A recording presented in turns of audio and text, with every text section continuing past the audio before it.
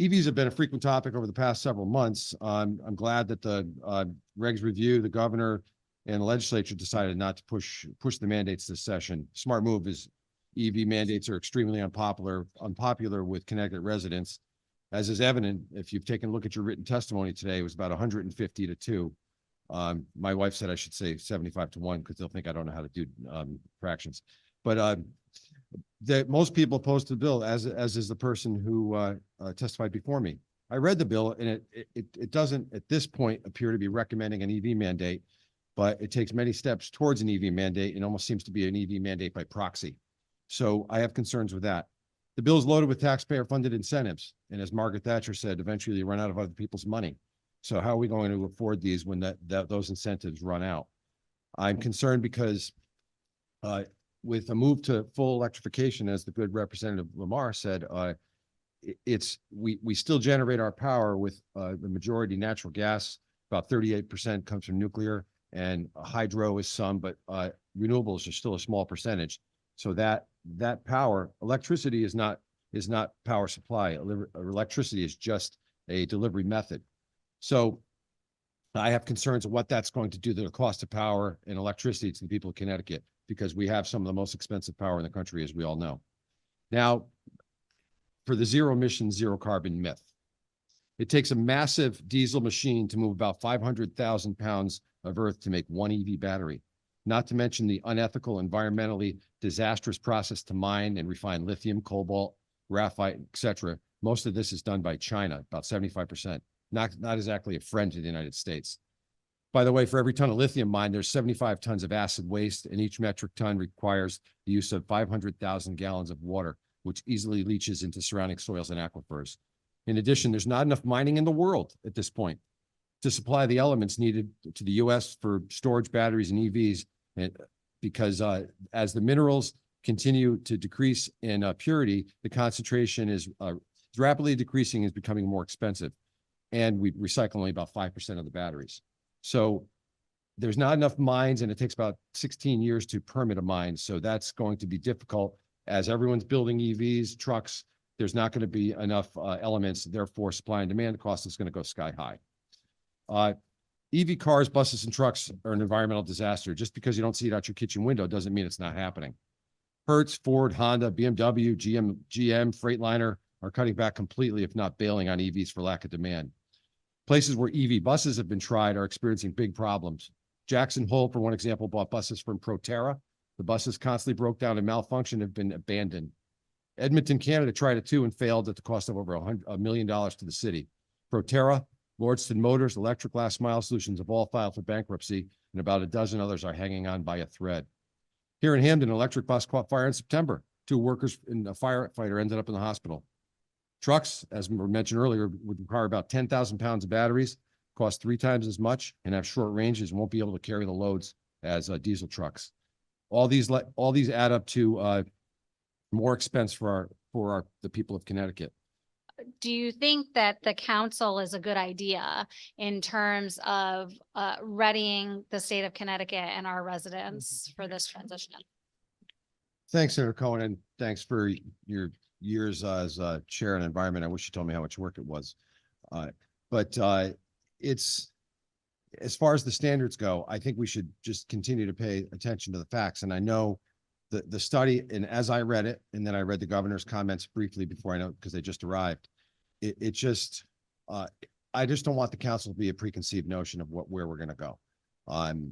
I know that electrification, as you both mentioned, is coming whether we like it or not, but I know Representative Lamar, you mentioned manufacturers are full on, but I also just watched a statement from the Honda CEO talking about he's going hydrogen.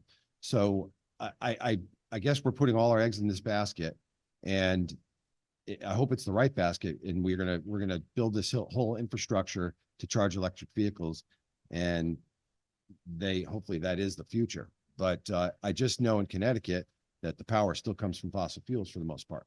So it seems to me we're just kind of moving the problem around. But when it comes to, I know we have to follow one of the standards, and we don't have a choice. I guess so I'm not answering your question. It's just I'm just concerned with the choices we have. regardless of whether we're adopting federal emission standards or California emission standards, we're looking towards a clean car future for our air quality, for our health, and for everybody's benefit. So I really want to make sure we get this right. Thank you. Thank you, Senator Cohen. And just, if there is going to be a commission that does this, if you build a box around a combustion engine car and run it, you're obviously going to have smoke in the box. If you build one around an EV, it'll appear it's running clean. But there's a lot of things that go into making that EV. They're very, very, they use a lot of elements. And so you have to take the whole picture. And I hope the council takes that into account. Your testimony is poignant for me because you have the utmost respect for the environment. You're intimately aware, as a big proponent of water and clean air. It's important, and it's important to note your input. Why do you oppose this, being fully aware and being respectful of the environmental and clean air concerns, which you're such an advocate? Thank you, Senator. I oppose it because it's to me, and I know maybe the chairs disagree. It seems like a foregone conclusion to move to electrification and of our vehicles. And there's an assumption that these are clean. They may be clean once they hit the road, but it takes about 70,000 miles of driving for them to recoup the greenhouse gases it took to make them. And then you've got 1,000 pounds of battery to deal with afterwards, where we don't have the recycling mechanisms in place, and the amount of water to use and the acids being used to make these batteries are an environmental nightmare. And just because it's not happening outside your kitchen window doesn't mean it's not happening. So I have concerns. And I come from a background, Senator, where I worked for environmental groups in my district and testified before you. And that's why I got an interest in this, because I am greatly concerned with our environment, but I just don't think that these vehicles are as clean as people think. I just want to thank Representative Callahan for bringing up the concern around the electric buses. With the breakdown and the catching of fire. It just so happens that this committee is considering a resurrection of a grant program that's going to help schools put seatbelts on buses, and I have some concerns around that as well. And it was a program that wasn't very broadly utilized, but that's a whole different conversation. And if that proposal goes anywhere, I hope it comes to us on the Education Committee. But today we've at least determined that electrification is imminent. And it was also mentioned about the consequential loss in revenue from gas taxes. And would you also be concerned that this could be a path to, Representative Callahan and I both represent a border city, that this could be a path to tolling or a mileage tax to make up for that loss? Thanks for the question, Representative. It's a tough call. We're gonna have to make up the revenue somewhere. And with the weight of electrified trucks and vehicles, the wear and tear on the road is going to be increased exponentially. So we're going to have to come up with the money somewhere. And being in a border town, I do fear the return of tolls to make up that. But I wish I had a crystal ball, but I don't. Agreed. Thank you, Mr. Chair. Why not have it be alternatively powered green vehicle infrastructure coordinating council, so that we can look at hydrogen fuel cells, compressed natural gas, propane, solar, hybrid electric, and combination. So what are your thoughts if we can include those kind of vehicles in this study? Thanks, Representative O'Day. My point exactly. I just don't want to put all our eggs in one basket.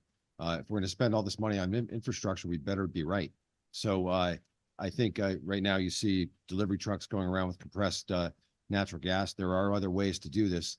And my point today is that the electric vehicles aren't as clean if you take them in their entirety. So no, I would love to see that. Thank you. The mining and the human rights are much different there than they are here, because we would not be able to get away with what they are doing here. Do you think it's important for them to look into that aspect of it, how we are shifting these burdens over to another part of the world? Sure, Senator Martin, thank you.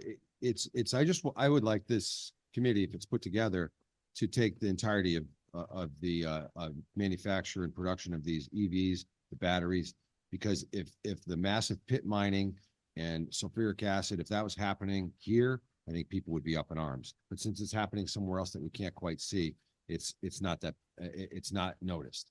And my concerns of, yeah, the human rights in the Congo, the unethical mining of some of these elements. But when you get to China and they control the manufacture, the processing, whatever I always lose what do they call the ports in the battery? I forget what they're called, but they manufacture those. So we have to ship these things back and forth. So they're dug by diesel machines. They're shipped back and forth with diesel ships. These are all things that have to be put in the box when it comes to the emissions that are taken into account with any vehicle we drive, whether it be natural gas, gasoline, electric. We just have to look at the whole picture and not ignore what's happening. We also have to look at where that electricity is coming from. It's the roads and the effects caused by the extra weight. Do you think, as part of the council that this bill is wants to form here, do you think it's important that they look at that type of data as well? The weight's a huge issue for a couple different reasons. The brakes and tires on these vehicles degrade much quicker. We had an EPR on tires last year in environment, and they're tough to deal with. When you're replacing tires on an EV every 2 years versus every 4 or 5 on a lighter vehicle, those particulates are going somewhere as they degrade from the brakes and tires. They're going into the air, and they carry a lot of pollutants with them as well. So then when you're talking about the weight and the fatality, maybe Representative Howard's gotten into this. He's probably seen crashes that involve an electric vehicle and the added weight. But the added weight, what it does to our bridges and our roads, and how we're going to pay for that, and what it does to the fatality of accidents when the inertia of a much heavier vehicle is hitting another vehicle. I think I'd love to see the council look at these things too. But if we have the Q Bridge, it's loaded with 18 wheelers that each have 10 to 12,000 pound batteries on them. I don't know what'll happen because I'm not a structural engineer.